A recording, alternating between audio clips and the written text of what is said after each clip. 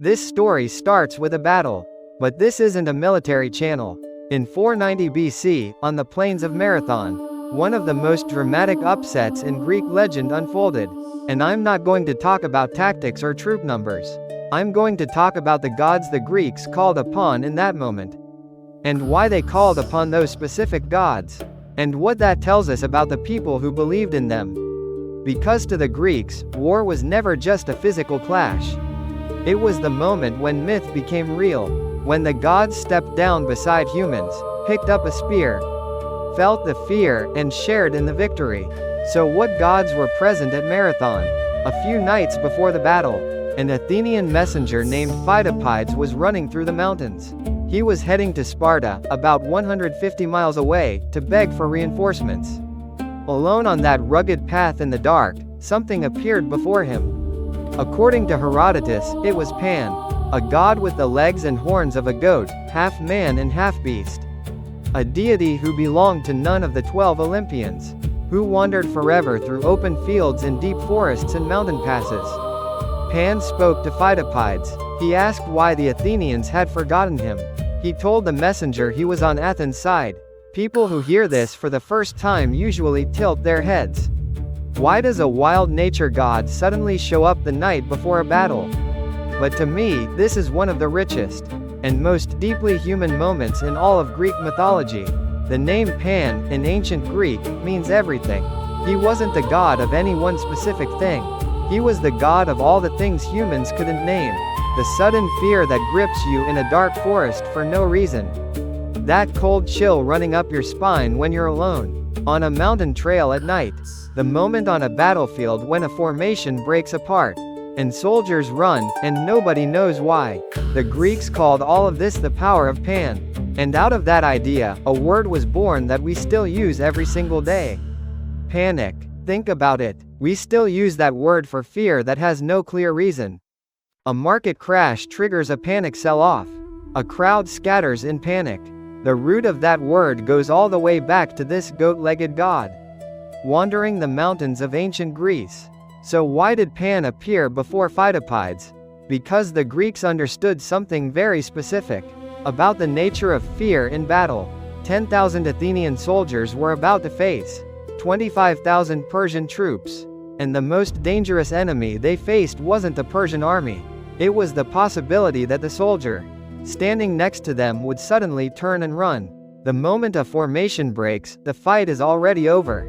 The Greek infantry tactic, the phalanx, only works when shield is pressed against shield, and shoulder is pressed against shoulder. One man breaks and the man next to him crumbles. That man crumbles and the whole line collapses.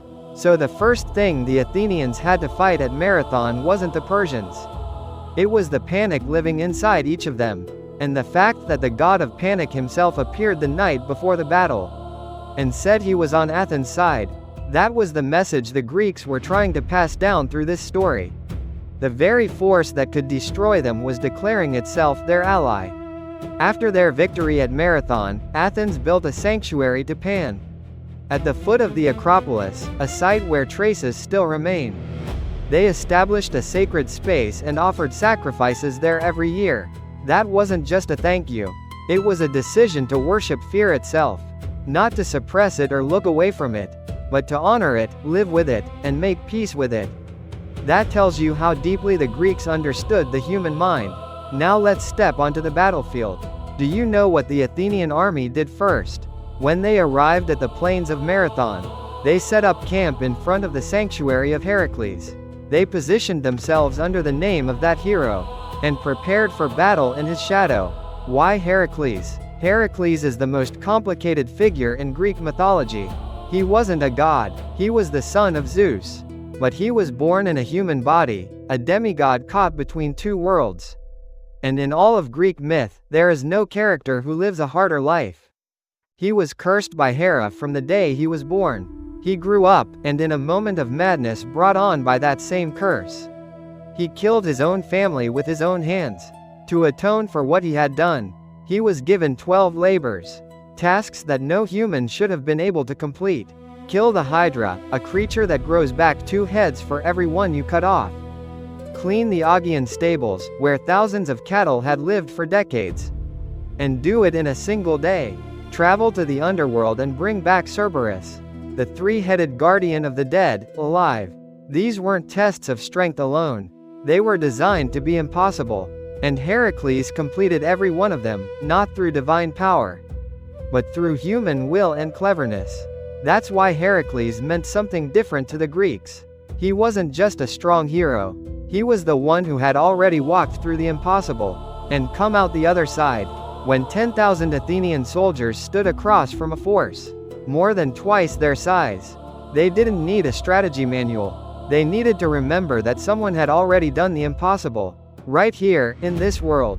Choosing to camp at the sanctuary of Heracles was a declaration whatever impossible thing we're about to face, someone already survived it. And there's one more layer worth looking at. Do you remember what started Heracles on that path in the first place? It wasn't heroism, it was a crime. It was grief and madness and the killing of his own family. He didn't begin as a hero. He began at the lowest point a human being can reach, and through the process of making amends for that, he became one. The Athenian soldiers at Marathon had their own version of that story. Their presence there wasn't purely righteous. Athens had a hand in bringing Persian anger down on Greece. They had supported the Ionian revolt and helped burn the Persian city of Sardis. King Darius had real reasons for his rage. The Athenians were standing before the consequences of their own choices. That's the same structure as Heracles standing before the consequences of his. Camping at the sanctuary of Heracles carried that weight too. We may have started from a dark place, but it's possible to move through it and come out the other side. Now let's move forward to after the battle, when the fighting was over, and the Athenian soldiers stood among the fallen on both sides. One man began to run. Pheidippides. He ran roughly 25 miles back to Athens in full armor. After already fighting in the battle, without stopping, he arrived before the citizens of Athens and shouted a single phrase. "We won." Then he collapsed and died. This is the story that gave us the marathon race. But there's a moment in this story worth pausing on. Why did the Greeks build a death into what should have been a pure victory story? They won. Why couldn't the messenger live? This connects to something central in how the Greeks understood the world. They believed that when a human being crosses into territory that belongs to the gods, there is always a price. They called this hubris, overstepping. Pheidippides had done something no human body was built to do. Run 150 miles, fight a battle, then run another 25 miles back. He pushed past the limit of what a person can endure, and the cost of that crossing was his life. But here's where Greek mythology goes deeper than just punishment. That death isn't remembered as a tragedy. The run of Pheidippides became a sport. More than 2,500 years later, millions of people around the world still run that distance. Every year in his name. He died, but the run never stopped. The attempt to exceed human limits, the death that came from it, and the inspiration that death left behind for everyone still living.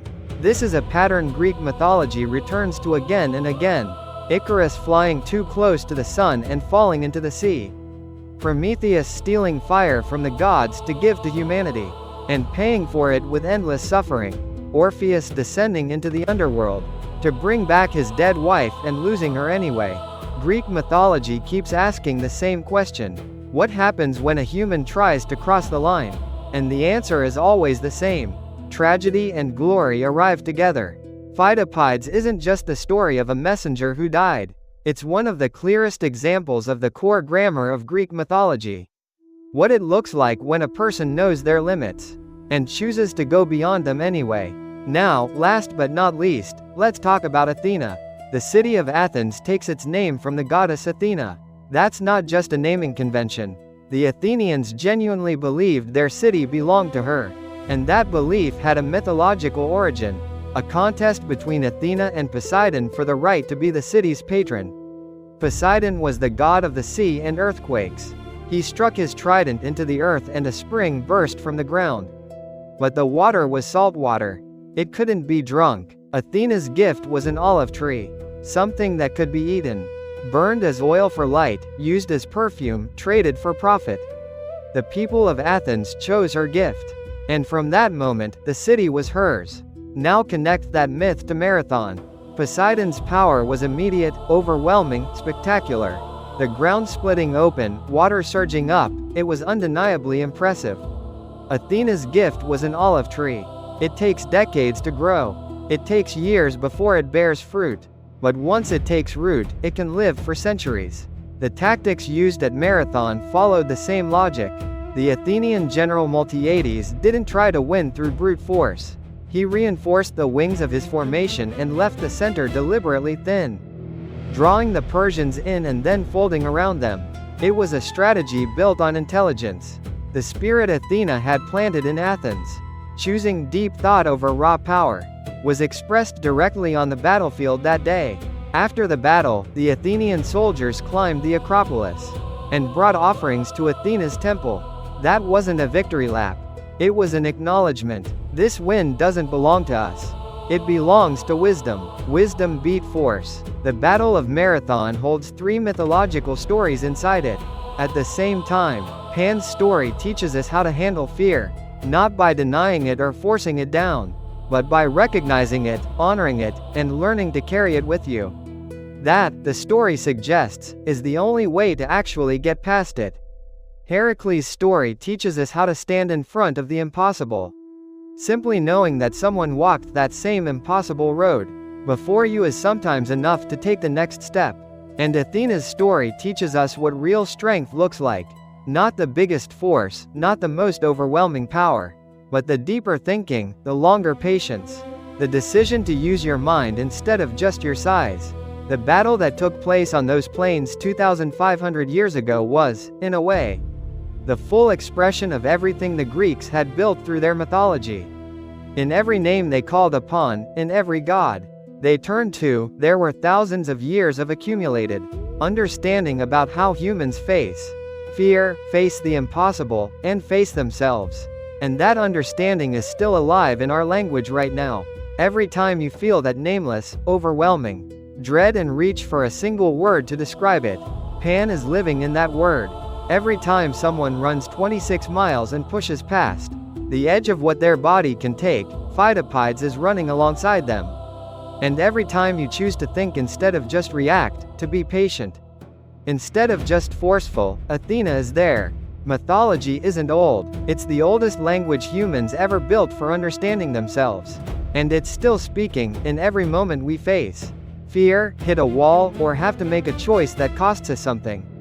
Next time, we're going to look much more closely at Pan, the most mysterious figure in today's story, a god who never belonged to Olympus, but was always closer to humans than any of the 12. We'll explore what he left behind in the human unconscious, and how his name eventually found its way into the language of modern psychology.